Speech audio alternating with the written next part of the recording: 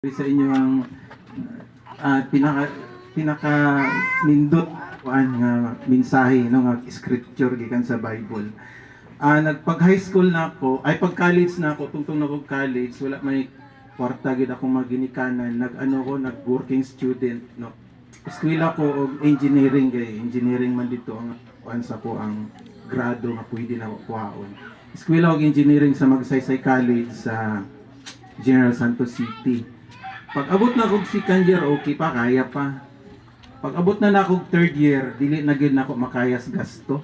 Kay maliban sa naga-working student ka, lisod nga mag-eskwela ka nga daghan kay kag ginatrabaho tapos at the same time mag-eskwela no. Naundang ko third year, mag fourth year na ko sa college no. Nagundang ko kay dili na nako makaya sa kaugalingon akong gasto. Mga igsoon, pag undang na kog college, naabot sa ko ang it comes to my senses no sa kong huna-huna, Lord.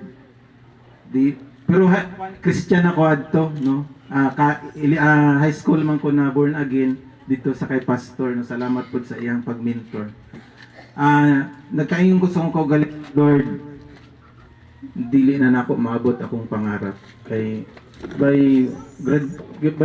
sa pagka magiging engineer, kabalo ko nga maabot na ko akong pangarap, magkaroon ko balay, magkaroon ko bisag gwapa man lang nga asawa no, tapos magkaroon ko og kanang sakyanan. Wala, marag naputo lang akong tanan nga pangandoy. Na discourage ko kay nga naman dili na nako kaya mag-eskwela, dili na nako kaya tustusan akong kaugalingon. Pero God is good. Nga naman, na-encounter na ko ni nga verse. Na-remember na ko ang ayos sa Ginoo. Nga naman, iyon pa niya sa verse. Basawan daw na to sis. Mas gwapo sa English po siguro. Or sige sa Bisaya. Pero sa English nagaingon siya. Sige, basa daw sa English.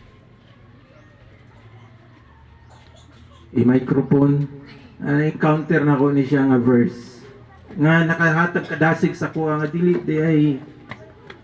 di ay ang atong abilidad no may makahimo sa tog successful kung dili ang Dios.